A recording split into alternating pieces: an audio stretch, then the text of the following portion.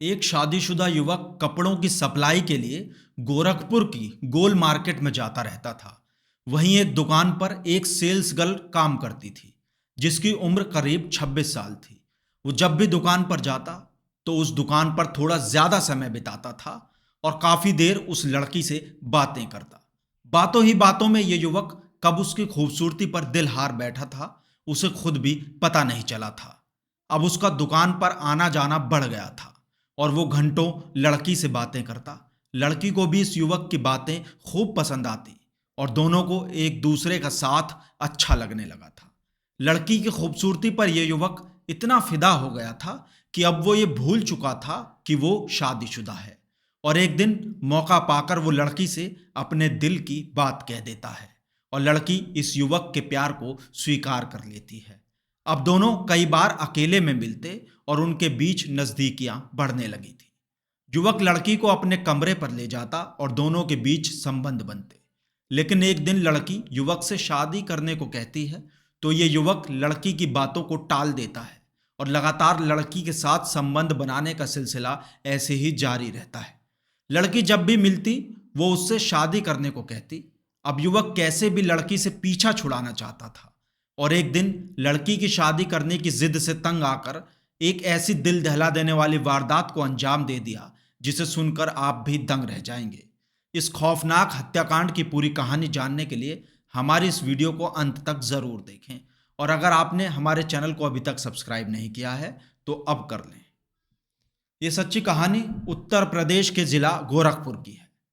10 सितंबर को गोरखपुर जिले में एक कार जिस पर पुलिस का स्टिकर लगा हुआ था, ये कार सड़कों पर तेजी से दौड़ रही थी, जिससे पता लग रहा था कि कार चलाने वाला व्यक्ति बहुत जल्दबाजी में था और इस कार में थी एक लाश। ये कार जसबल बाजार सिसई मार्ग से होते हुए राप्ती नदी के पास घनी झाड़ियों में जाकर रुक जाती है और फिर कार चालक कार से बाहर आता है और चारों तरफ देखता है। उसे देखने वाला कोई नहीं था।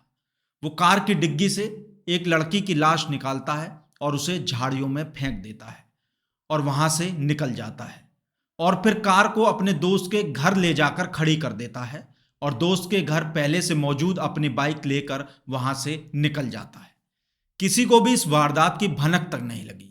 लेकिन अगली सुबह 11 सितंबर को राप्ती नदी के किनारे झाड़ियों में एक युवती का शव पड़ा हुआ मिला था। आसपास से गुजर रहे लोगों की नजर उस पर पड़ी तो पुलिस को सूचना दी गई। काफी कोशिशों के बाद भी पहले तो उसकी पहचान नहीं हो सकी। युवती के शरीर पर चोट का भी कोई निशान नहीं था। इससे यह बात तो साफ थी कि लड़की की मौत किसी हथियार या दुर्घटना से नहीं हुई है, बल्कि उसे कहीं और से लाकर यहां फेंका गया है। पुलिस ने शव को कब्जे में लिया और पोस्टमार्टम के लिए भिजवा दिया। शव की शिनाख्त करने के लिए लड़की की फोटो सोशल मीडिया पर कुछ लोकल न्यूज़पेपर और वेबसाइट के माध्यम से फैला दी गई। सोशल मीडिया पर वायरल मृत युवती की फोटो देखकर परिवार के लोगों को इसकी जानकारी हुई और परिजनों ने थाने पहुंचकर युवती की पहचान की। उसकी पहचान शाहपुर इलाके के व्यक्ति राजेंद्र कुमार की बेटी मुस्कान उर्फ रूपांजलि के रूप में हुई। परिजनों ने बताया कि मुस्कान यानी रूपांजलि गोलघर में एक साड़ी की दुकान पर काम करती थी। रोजाना की तरह वो रविवार को भी काम पर गई थी। परिजनों के मुताबिक रविवार की सुबह 10 बजे वो घर से दुकान जाने के लिए निकली थी, मगर रात के 9 बजे तक भी घर नहीं पहुंची। तो उसके मोबाइल पर कॉल किया गया तो फोन स्विच ऑफ मिला। दुकान पर पता किया गया तो वहां से भी कुछ खास जानकारी नहीं मिल पाई। परिवार वालों ने रात भर अपने स्तर पर रूपांजलि की तलाश की, मगर उसका कुछ पता नहीं चल सका। पुलिस ने शिनाख्त होने के बाद भाई की तहरीर पर अज्ञात पर हत्या का केस दर्ज कर लिया। पोस्टमार्टम में मौत की वजह साफ तौर पर स्पष्ट नहीं हो पाई थी। पुलिस को शक था कि रूपांजलि को जहर देकर मारा गया है, इसलिए पुलिस ने उसके शव से बिसरा भी सुरक्षित रख लिया था। उधर रूपांजलि की कॉल डिटेल्स निकलवाई गई तो पता चला कि रूपांजलि फोन पर लगातार किसी शख्स से लंबी बातें करती थी और जांच में यह भी पता चला कि हत्या वाले दिन भी, हत्या से पहले शाम के समय भी उसने इसी नंबर पर बात की थी। जिसके बाद पुलिस ने परिवार वालों से इस नंबर के बारे में पूछताछ की तो घर वालों ने बताया कि रूपांजलि का जितेंद्र साहनी नाम के व्यक्ति से प्रेम प्रसंग चल रहा था। प्रेमी जितेंद्र का नाम सामने आने के बाद पुलिस ने उसकी तलाश शुरू कर दी और उसे हिरासत में ले लिया गया। पूछताछ के दौरान आरोपी जितेंद्र ने हत्या की बात से साफ इनकार कर दिया और वो बात को टालता रहा। उसने बताया कि फरेंदा के पास रूपांजलि को मिलने के लिए बुलाया था। चाय पीने के बाद अचानक उसकी मौत हो गई, जिससे वो डर गया और शव को फेंक कर भाग गया। पुलिस को जितेंद्र की बातों पर शक हो रहा था कि अगर रूपांजलि की मौत महज एक हादसा है तो उसने परिवार वालों को ये बात क्यों नहीं बताई।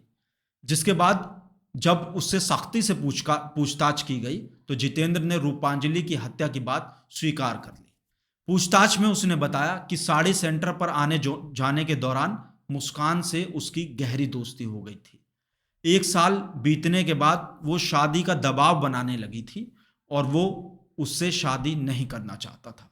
इसके अलावा जितेंद्र से पूछताछ में यह भी सामने आया कि रूपांजलि उसकी जिंदगी में तीसरी लड़की थी। वो पहले से शादीशुदा है, मगर उसकी बीवी उसे छोड़कर देवरिया स्थित अपने मायके में रहती है। फिर गोरखपुर विश्वविद्यालय में एमए की छात्रा से उसका संबंध हो गया। छात्रा महाराजगंज जिले के फरेंदा की रहने वाली है। जितेंद्र ने उसे भी अपने जाल में फंसाया और फिर गोरखनाथ इलाके में किराए के मकान में ये उसको कथित तौर पर पत्नी के रूप में लेकर साथ रहने लगा था। 10 सितंबर को जितेंद्र की कथित पत्नी अपने घर गई हुई थी और इसी दौरान उसने रूपांजलि को फोन करके अपने कमरे पर बुला लिया। रूपांजलि उस दिन अपने घर से साड़ी सेंटर के लिए निकली, मगर सुबह 10 बजे जितेंद्र के कमरे पर चली आई। दोनों ने साथ में खाना खाया। इसके बाद शादी करने के लिए वो जिद करने लगी। शाम तक दोनों में शादी की बात को लेकर झगड़ा होता रहा। जितेंद्र ने पहले से ही खाने में जहर मिला रखा था, जिसका असर रूपांजलि पर धीरे धीरे हो रहा था और वो चाय बनाने के लिए किचन में चली गई और जैसे ही चाय बनाने लगी जमीन पर गिर गई और बेहोश हो गई और जहर से उसकी मौत हो गई। इसी बीच जितेंद्र की कथित पत्नी भी मायके से आ गई। दूसरी पत्नी के आने पर पहले पुलिस को सूचना देने का इन्होंने सोचा, लेकिन जितेंद्र ने मना कर दिया। पत्नी ने कहा कि पहले पुलिस को बता दो, तो उसने कहा कि पुलिस उसकी बात नहीं मानेगी और इसलिए कथित पत्नी को रूपांजलि की लाश ठिकाने लगाने के लिए उसने मना लिया। इसके बाद वो बाइक से अपने एक दोस्त के घर पहुंचा। वहां पर दोस्त की कार ली जिसमें पुलिस का स्टिकर लगा हुआ था। उसे पता था कि पुलिस का स्टिकर देखकर उसे कोई रोकेगा नहीं। कार लेकर वो शास्त्री नगर स्थित मकान पर आया। रात 11 बजे रूपांजलि का शव गाड़ी की डिक्की में रखकर जसवंत सिसई मार्ग पर राप्ती नदी के किनारे झाड़ियों में शव फेंक दिया। इसके बाद वापस गांव गया और वहां पर दोस्त की कार खड़ी कर अपनी बाइक से घर चला गया था। इस तरह जितेंद्र ने पूरी वारदात को अंजाम दिया। फिलहाल गोरखपुर पुलिस ने जितेंद्र को गिरफ्तार कर जेल भेज दिया है।